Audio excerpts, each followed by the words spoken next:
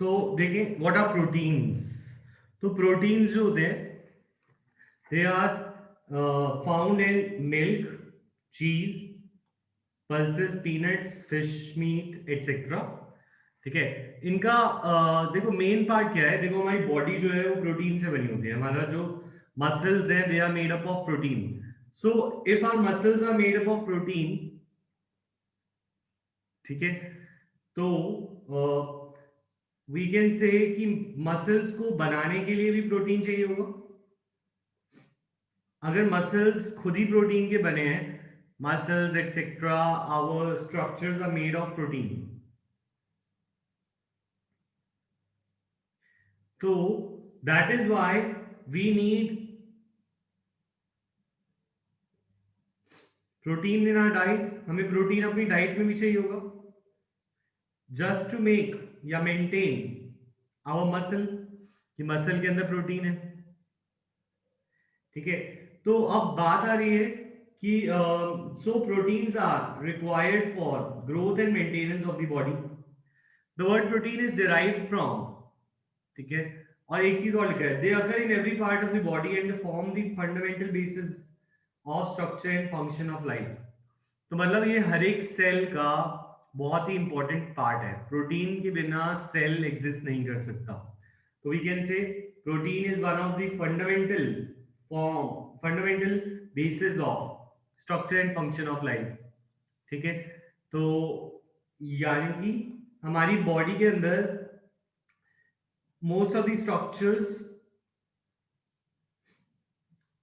structures have protein। ज्यादातर structures में protein होता है। Not only muscles, your eyes, your hairs, your skin, everything has proteins. Secondly, हमारे जो ज्यादातर फंक्शन है, most of the functions that our body perform, that cell perform, they also require protein। For example, ज्यादातर enzymes हमारे protein है। तो अगर हमारे प्रोटीन्स नहीं होंगे तो एंजाइम नहीं होंगे, और एंजाइम नहीं होंगे तो कोई फंक्शन नहीं होगा बॉडी में, digestion, respiration etcetera. So that is why protein is very important in our diet. तो जो प्रोटीन होता है it comes from the word proteios, meaning primary और ऑफ प्राइम इंपॉर्टेंस। सबसे इंपॉर्टेंट चीज को हम प्राइम बोलते हैं, प्राइम। तो वो प्राइम का वर्ड है प्रोटियोस, और प्रोटियोस से वर्ड आया protein. That gives us an idea how important proteins are in our life, है ना। तो proteins are actually polymers of alpha amino acid. जो हमारी बॉडी में प्रोटीन्स है they are a polymer of alpha amino acid. तो this line is very important. Protein is a polymer, ठीक है, protein is a polymer of alpha amino acid. देखो पहली बात तो हमें ये पता होना चाहिए कि पॉलीमर वर्ड क्या होता है। पॉलीमर वर्ड होता है जब किसी चीज को रिपीट करके एक यूनिट बाय यूनिट बनाया गया हो। जैसे for example this is one unit, ये एक मोती है और ये एक माला है, मोतियों की माला। तो जो एक मोती है दैट इज अ मोनोमर, और ये जो माला हुई दिस इज अ पॉलीमर। तो एक मोती को हम बोलते हैं मोनोमर। और जब बहुत सारे मोती एक माला बना देते हैं तो आई कैन से जो ये पूरी की पूरी माला है दैट इज अ पॉलीमर। तो polymer is made of repeating units, made of repeating units of monomer. Repeating units called monomer. ठीक है। तो प्रोटीन इज अ पॉलीमर, वो कह रहे हैं प्रोटीन एक पॉलीमर है। तो उसका मोनोमर क्या है? उसका मोनोमर है अल्फा अमीनो एसिड। मतलब अगर प्रोटीन एक माला है तो उसके जो एक एक मोती है that is alpha amino acid. तो ये एक अमीनो एसिड है, ये दो, ये तीन, ऐसे जब अमीनो एसिड जुड़ते जाते हैं तो प्रोटीन बनाते हैं। तो तुम्हें ये बात क्लियर है, ये लाइन क्लियर है, protein is a polymer of alpha amino acid, yes और नो?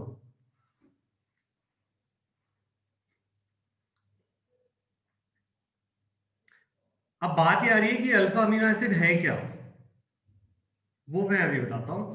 देखो, अब हम ऑर्गेनिक केमिस्ट्री में इतना आगे आ गए हैं,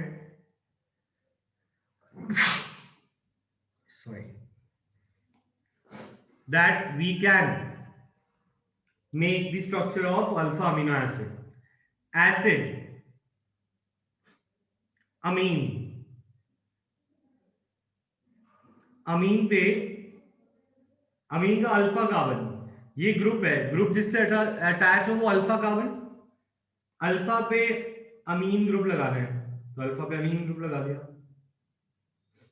और क्या हो सकता है इसके ऊपर, it can be, there can be another group Z and there can be another H। तो देखो, there is an acid group, right, ये है एसिड, एसिड के साथ ये ग्रुप कहलाता है अमीनो, अमीनो, और जो अमीनो ग्रुप है वो अल्फा पे अटैच है। कैन आई से this is the structure of alpha पे अमीनो एसिड, वेयर Z जो है एक वेरिएबल ग्रुप है, ये Z वेरी करेगा, तो अगर Z की वैल्यू चेंज होगी, Z चेंज होगा, तो अमीनो एसिड चेंज होंगे। ठीक है, तो ये एक बेसिक स्ट्रक्चर है ऑफ अल्फा अमीनो एसिड। ये स्ट्रक्चर समझ में आया, यस और नो?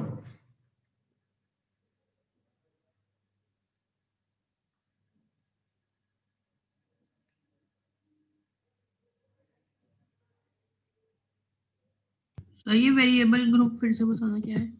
वेरिएबल ग्रुप अभी मैं बताऊंगा, उसके अलावा सब समझ आ गया। देखो, एसिड ग्रुप, एसिड मतलब COH, ठीक है, एसिड किसी कार्बन पे लगा होगा, वो कार्बन अल्फा कार्बन होगा, जिसपे ग्रुप लगा होता है वो अल्फा कार्बन होता है, यस, तो ये अल्फा हो गया। अल्फा पे अगर मैं अमीन ग्रुप लगा दूं तो it will be called alpha amino acid. Kashvi clear? Yes ma'am. ठीक है, अब इस पे एक तो H लगा है, ठीक है, मान लिया, और दूसरा जो पार्ट है दैट इज Z। तो अल्फा के ऊपर अमीनो ग्रुप लगा है और ये एसिड है, तो that is why this is called alpha amino acid. और इसके ऊपर एक Z ग्रुप है। अब इस Z ग्रुप की वैल्यू चेंज हो सकती है, that means Z can be different kinds of atoms like, और अ ग्रुप ऑफ एटम। अगर Z H हो तो ये स्ट्रक्चर क्या बन जाएगा, this will become NH2 CH2 COOH, इसको बोलते हैं ग्लाइसिन। ठीक है, अगर Z की वैल्यू हो, Z हो CH3 मिथाइल ग्रुप, तो ये स्ट्रक्चर कहलाएगा CH CH3 NH2 COH। इस अमीनो एसिड को बोलते हैं एलेनाइन। ठीक है, और ऐसे चलते चलते वी कैन हैव Z की डिफरेंट 20 वैल्यूज हो सकती है, तो ऐसे हमारे पास 20 अमीनो एसिड्स पॉसिबल है, total 20 amino acids are possible when we change Z group. Z group को चेंज करते जाओ, you will get 20 amino acids जो हमारे लिविंग सिस्टम में पाए जाते हैं। अब Z की जगह क्या क्या रखा जा सकता है, Z की जगह पे H रखा जा सकता है। अच्छा, यहाँ पे Z की जगह R यूज किया है, तो तुम Z की जगह R यूज कर दो, तो R की वैल्यू चेंज करें अगर हम, तो R जो है दैट इज, R की जगह you can put H, you can put CH3, you can put isopropyl group etcetera, और इससे हमारे अलग अलग अमीनो एसिड बनते हैं, ग्लाइसिन, वैलेनाइन, एलाइन, वैलाइन, ल्यूसाइन एटसेट्रा। ठीक है, अब बात आ रही है कि इन सबको 3 लेटर का सिंबल भी दिया जाता है। ग्लाइसिन को अगर हमें शॉर्ट फॉर्म में देना हो तो इसे GLY लिखते हैं, अगर एलेनाइन तो ALA, वैलाइन के लिए VAL, ल्यूसाइन के लिए LEU। तो जो पहले 3 लेटर है उनको यूज किया जाता है to denote this amino acid. ठीक है, इज दिस क्लियर, यस और नो यहां तक? सर हमेशा फर्स्ट 3 लेटर्स को यूज किया जाता है। हाँ, then you can see H की कितनी अलग अलग और अजीब ग्रुप भी हो सकता है। अच्छी बात यह है कि हमें इनका स्ट्रक्चर लर्न करने की जरूरत नहीं है। ठीक है, हमें जो लर्न करना है वो नीचे गिवन होगा। देखो, सबसे पहली चीज, अमीनो एसिड 2 टाइप के हैं,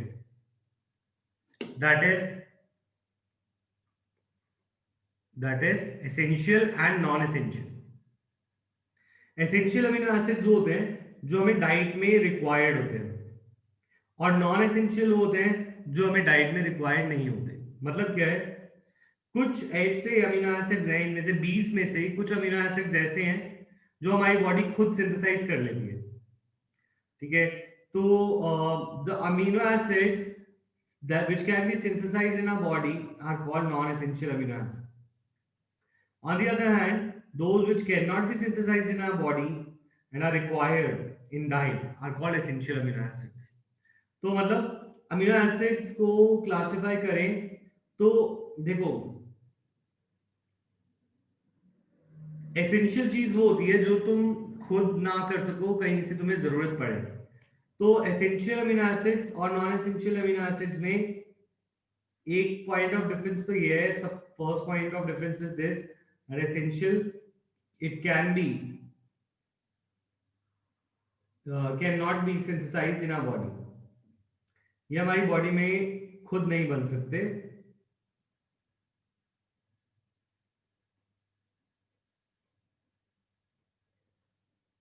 Non-essential amino acids can be synthesized in our body.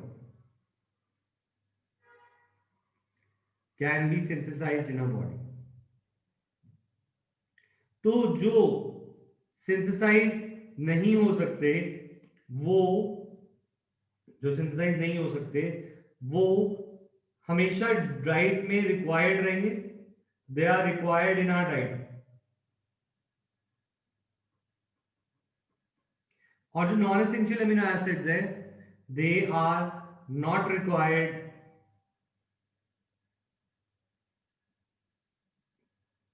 अच्छा, या फिर हम इसमें नॉट रिक्वायर्ड तो नहीं लिखेंगे, हम बोलेंगे कैन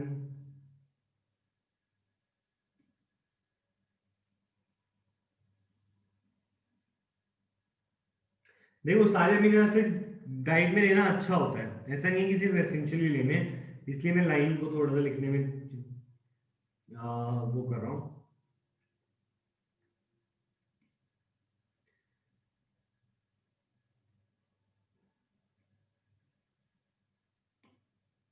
इसको क्या बोलेंगे, they are required in diet, required तो होते ही है ना। अच्छा, दे आर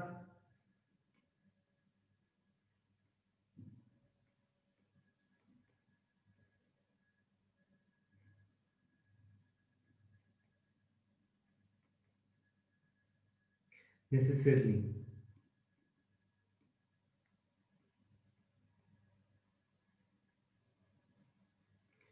मेरी स्पेलिंग मिस्टेक है, तुम सही कर लेना। They are not necessarily required in diet but consuming them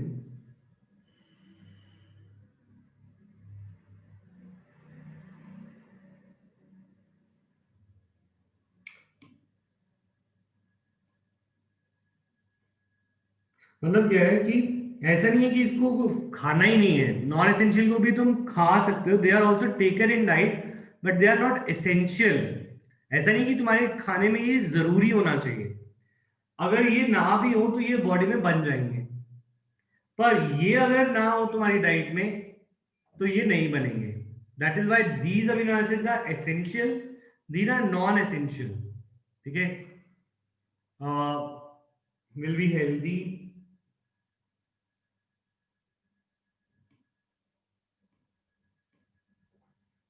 will be good वो लिख सकते हो, है ना।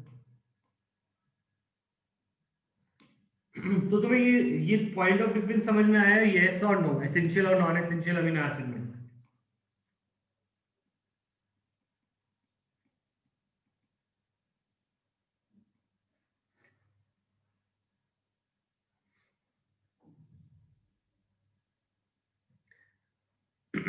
क्या वो एकशित सो रहे हो?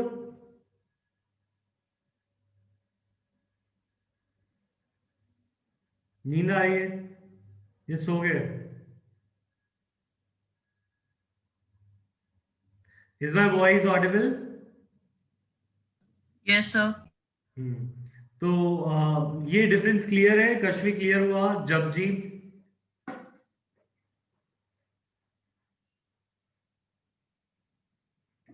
ठीक है, नेक्स्ट।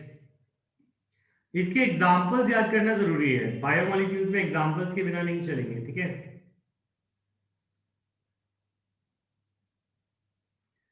सो सर एक बार वो फिर से दिखा दो, डिफरेंस लिखना था। ये देखो,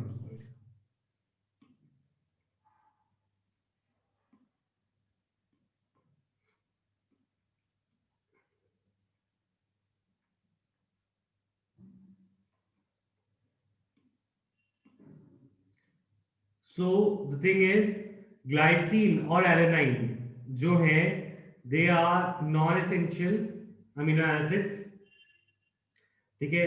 and alanine valine and leucine are essential amino acid.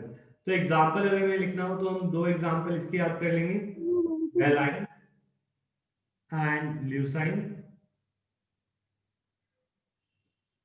और इसके दो एग्जांपल याद कर लेंगे, glycine and alanine. If you have time तो तुम इसको ये भी याद रख सकते हो, स्ट्रक्चर्स इनके चारों के, otherwise without structure also it will work, ठीक है। ग्लाइसिन का स्ट्रक्चर याद होना चाहिए जो हमने करा है। तो ये हो गया हमारा क्लासिफिकेशन। ये जो स्टार बना रखा है बुक में, ये स्टार रिप्रेजेंट करता है कि ये एसेंशियल है।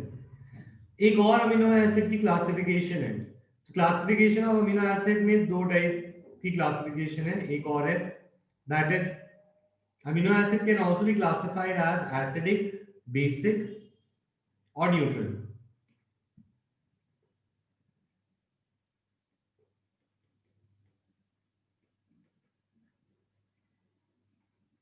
अमीनो एसिड को हम क्लासिफाई कर सकते हैं as acidic, basic, acidic, neutral and basic, ठीक है ना।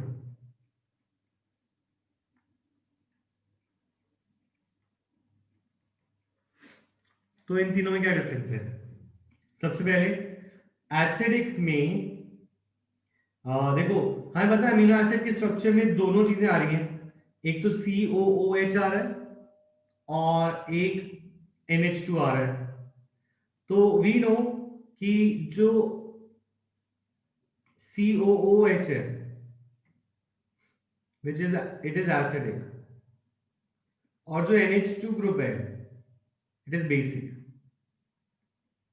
तो अमीनो एसिड को क्लासिफाई कैसे करें, क्या वो एसिडिक कंपाउंड है या बेसिक, या वो चेंज हो सकते हैं या फिर वो अलग अलग होते हैं। For example if there is more, किसी किसी ग्रुप में there is more number of carboxyl group, carboxyl group अगर किसी में ज्यादा है, किसी में एसिड ग्रुप ज्यादा है,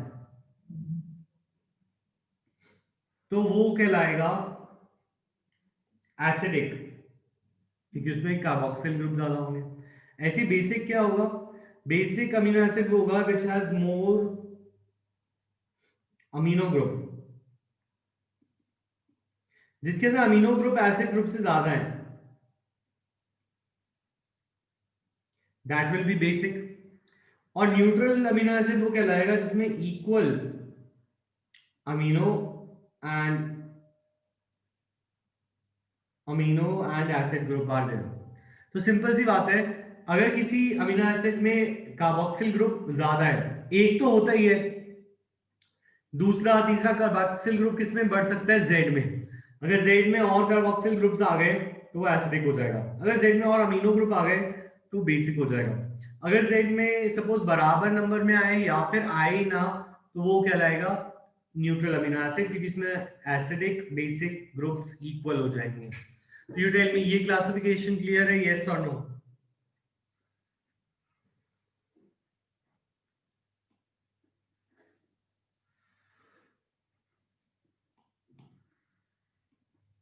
इसके अंदर तुम एग्जाम्पल भी ले सकते हो। बेसिक अमीनो एसिड का एग्जाम्पल है आर्जिनिन, आर्जिनिन। न्यूट्रल का एग्जाम्पल है ग्लाइसिन, और एसिडिक का एग्जाम्पल तुम लिख सकते हो प्रोलाइन।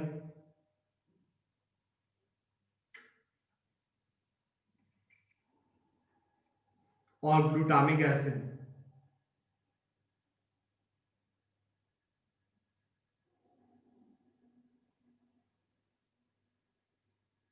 Aspartic acid. ठीक है, तो ये हो गए हमारे different types of amino acids. ठीक है,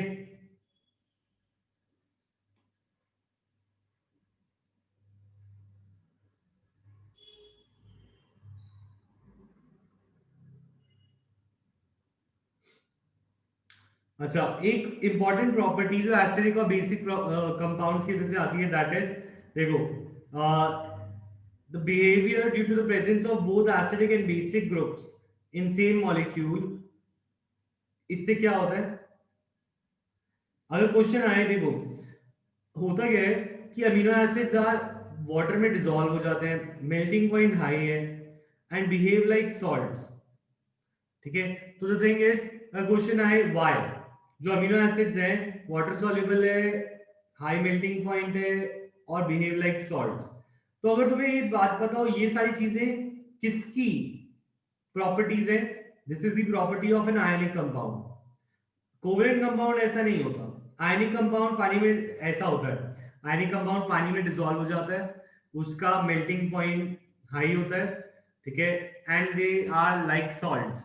तो द थिंग इज, तो they it behaves like ionic compound, although it is a covalent compound but it is behaving like an ionic compound. ऐसा क्यों? क्योंकि इसके ऊपर दो ग्रुप्स हैं, एसिडिक एंड बेसिक। तो इट्स लाइक पॉजिटिव और नेगेटिव दो चीजें होती हैं एक मॉलिक्यूल में, तो वो आयनिक कंपाउंड कहलाता है, राइट? ऐसे ही जो हमारा अमीनो एसिड है, वो अमीनो एसिड में भी दो तरह का बिहेवियर देखने को मिल सकता है। देखो, अगर हम बोले इसका are group, C, COOH, NH2 और H, वी नो एसिड जो है it can lose proton, acid can lose proton, और base can gain proton. Base होता है जो प्रोटॉन को गेन करे, एसिड होता है जो प्रोटॉन को लूज करे, राइट? तो ये जो हमारा मॉलिक्यूल है, it can loose and gain proton at the same time. तो इस केस में क्या बनेगा? ये हो जाएगा COO माइनस, और ये हो जाएगा NH3 प्लस, ये हो जाएगा R, और यहाँ पे है H, राइट? तो what we can do is, यहाँ पे अगर तुम ध्यान दो, ये यहाँ पे एक नेगेटिव चार्ज और एक पॉजिटिव चार्ज दोनों एक ही आयन पे आ गया। This is a property of a compound known as zwitterion. Zwitterion क्या होते हैं? Zwitterion are those in which there is positive and negative charge, both are present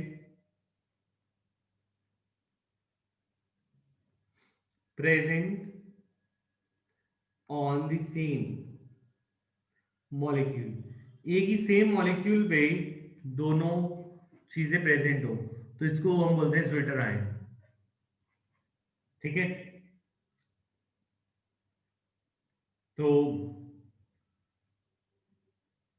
zwitter ion क्या होता है?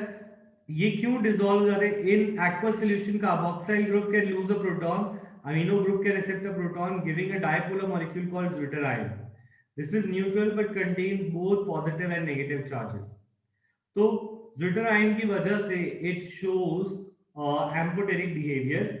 तो we can say a question आ जाए, why amino acids show amphoteric behavior? Why amino acids show amphoteric? Amphoteric मतलब जिससे वो base से भी रिएक्ट करे और एसिड से भी।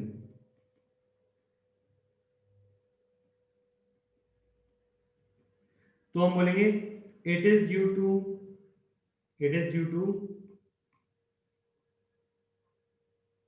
Charges, it is due to the charges of the dipolar ion produced in the form of zwitterion. तो यहाँ पे पॉजिटिव और नेगेटिव दोनों चार्ज आ जाता है, तो ये एसिडिक भी एक्ट कर पाते हैं, बेसिक भी। तो zwitterion amphoteric behaviour and ionic compound जैसा बिहेवियर क्लियर है, यस और no?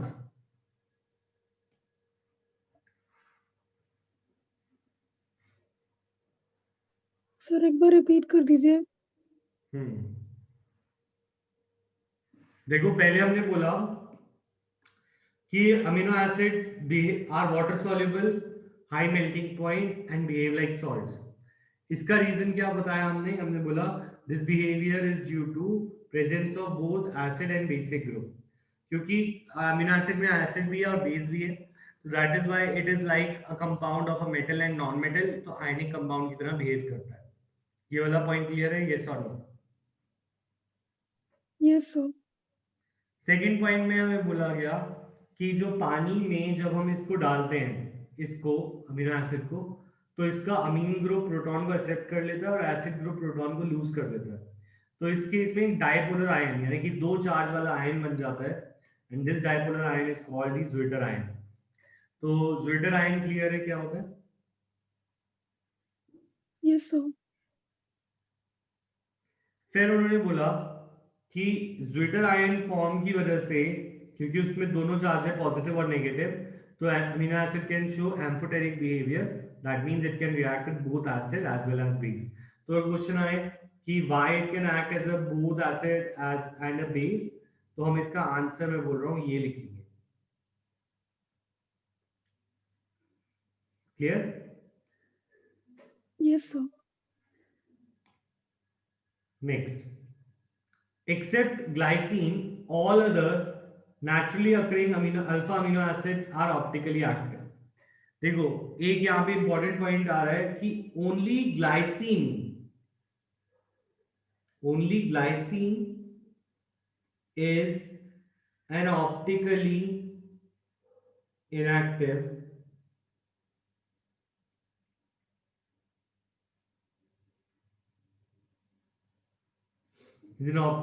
inactive amino acid.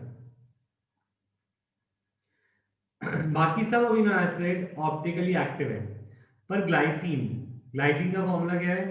We can know COOH C NH2 H और H. यू कैन सी यहाँ पे जो ये कार्बन है, this is not a chiral carbon, this is achiral. ये कायरल क्यों है? क्योंकि इसके ऊपर दो ग्रुप सेम है। कौन से? एक H इधर है, एक H इधर है, तो this is an achiral carbon. That is why अगर कोई ए कायरल है तो वो ऑप्टिकली इनएक्टिव भी होता है। तो ग्लाइसिन इज ऑप्टिकली इनएक्टिव, बाकी ऑल आर ऑप्टिकली एक्टिव। ये बात याद रखने की है, 1 मार्क में आ सकती है, ठीक है? उसके अलावा अल्फा कार्बन जो है, synth alpha carbon is asymmetric, ठीक है? ये बात तो हमें पता ही है कि ऑप्टिकली एक्टिव इसलिए होगा क्योंकि जो चौथा ग्रुप होगा वो डिफर करेगा, सिर्फ ग्लाइसिन में दो ग्रुप सेम है, ठीक है? अच्छा, उसके अलावा इनकी दो फॉर्म्स होती हैं, that means D and L forms. तो द थिंग इज ये जो अमीनो एसिड्स है इनकी भी डी और एल फॉर्म्स होती है, जो कि लास्ट कायरल कार्बन को किसी नोन कॉन्फ़िगरेशन वाले मॉलिक्यूल से कंपेयर करके निकाली जाती है। पर naturally occurring amino acids have L configuration. That means यहाँ पे उन्होंने दे दिया है, तुम्हें करने की जरूरत नहीं है याद, कि हमारे जो प्रोटीन बनाने वाले अमीनो एसिड्स होते हैं they R L amino acids, ठीक है। और एल अमीनो एसिड्स जो होते हैं एल और अल्फा भी, अल्फा एल अमीनो एसिड्स, और जो अल्फा एल अमीनो एसिड्स हैं इनको कैसे दिखाया जाता है, इनको दिखाया ऐसे जाता है, NH2 ग्रुप को लेफ्ट हैंड साइड पे रखा जाता है और COH को तुमने राइट पे रख दिया, ठीक है, और एक साइड H और एक साइड Z R रख दिया। तो यू कैन सी अगर तुमने NH2 को लेफ्ट पे रखा है और COH को राइट पे, तो ये जो तुमने अमीनो एसिड बनाया है दैट इज एल फॉर्म,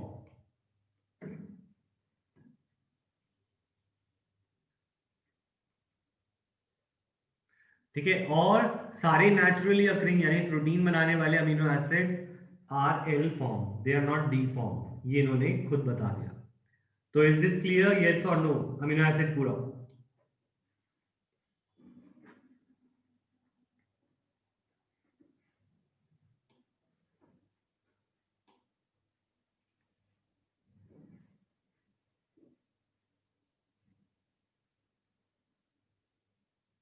ठीक है। ध्रुव क्लियर? Yes sir. एकशित तो सो ही रहा है, मुझे लग रहा है उसे बाहर ही निकाल दूं।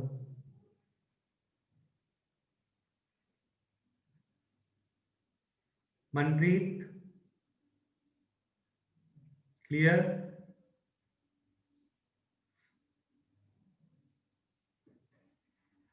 ठीक है,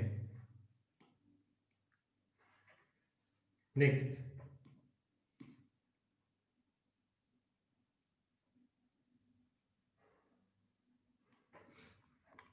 परीक्षित को बाहर निकाल देते हैं, रुको।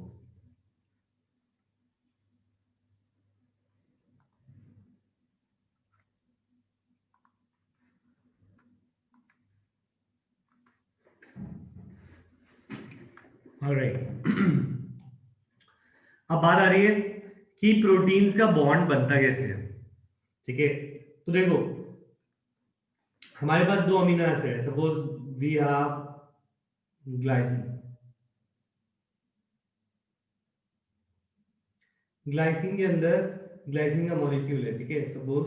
तो ग्लाइसिन के अंदर एक H और दूसरा H और एक COH और एक NH2 है, राइट।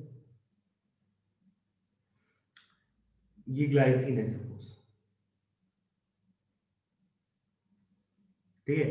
और एक और मॉलिक्यूल है हमारे पास, सपोज दैट इज एलानाइन,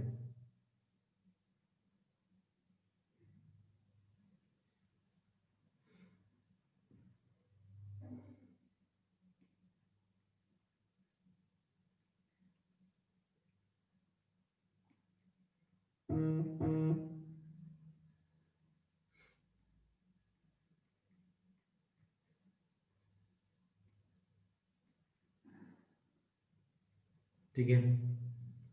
तो अब ये है एलिमेंट, ठीक है। तो इन दोनों के बीच में अगर बॉन्ड फॉर्मेशन हो तो इन दोनों के बीच में बॉन्ड फॉर्मेशन कैसे होगा? क्योंकि हमने क्या बोला था, जो मोती हैं दैट इज अमीनो एसिड, और मोतियों की जो माला होगी तो माला बनेगी किससे? It will be form by bond formation, bond से बनेगी। तो हम देख रहे हैं बॉन्ड कैसे फॉर्म होगा और ये पॉलीमर यानी कि प्रोटीन कैसे बनेगा। तो हमें देखना है how amino acid form protein का बॉन्ड। तो इस केस में यू हैव टू रिमेंबर कि जैसे हमने ग्लाइसिन बनाया, ग्लाइसिन और एलेनाइन, इसमें हमेशा लेफ्ट पे रखना है हमें अमीन ग्रुप को और राइट पे रखना है एसिड ग्रुप को क्यों रखना है?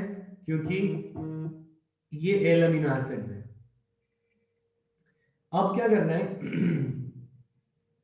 NH2 में से एक H निकालना है और एक रख लेना है। तो H2O फॉर्मेशन हो सकता है यहां पे। This can form H2O and it can go out. एक H को निकाल लिया और एक H को OH के साथ वाटर बना दिया। तो NH2 में 2 H थे, उनमें से एक H और एक OH को निकालकर हमने वाटर को बना दिया। ठीक है, तो इस प्रोसेस के बाद we will get a bond, एक बॉन्ड बन जाएगा।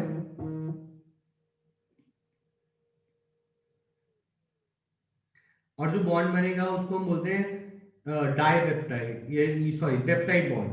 और जो मॉलिक्यूल बनेगा that is called a dipeptide.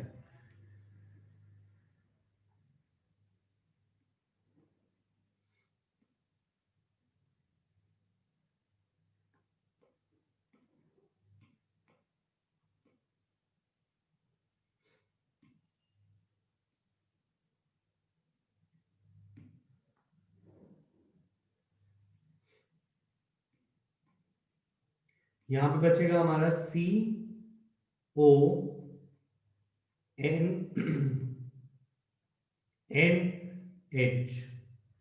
CONH, right.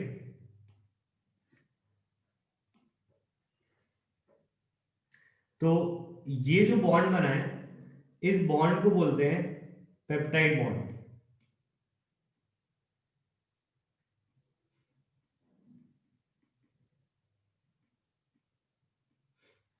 Peptide bond is actually an amide linkage. देखो पेप्टाइड बॉन्ड ये एक फंक्शनल ग्रुप है जो हमने देखा हुआ है। वी हैव सीन अमाइड, ये होता है प्राइमरी अमाइड। पर अगर हम ये बनाए CONH, so this is secondary amide. तो प्राइमरी अमाइड और सेकेंडरी अमाइड में डिफरेंस होता है, पर द थिंग इज ये जो स्ट्रक्चर है इसको हम सिंपल अमाइड बोलते हैं।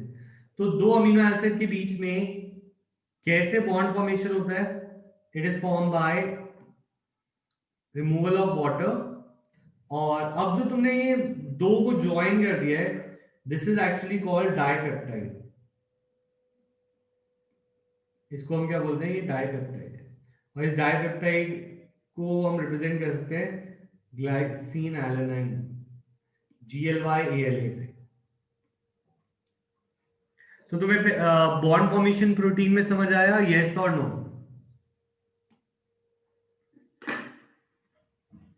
Yes sir. ठीक है,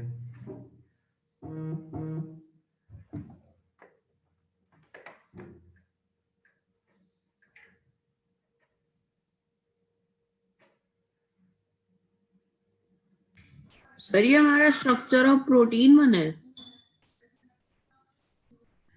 स्ट्रक्चर ऑफ प्रोटीन नहीं बना, अभी प्रोटीन बनेगा। अभी हमने सिर्फ डाइपेप्टाइड बनाया, पॉलीपेप्टाइड, उसको हम आगे पढ़ेंगे। Yes sir. ठीक है, अब नेक्स्ट क्लास में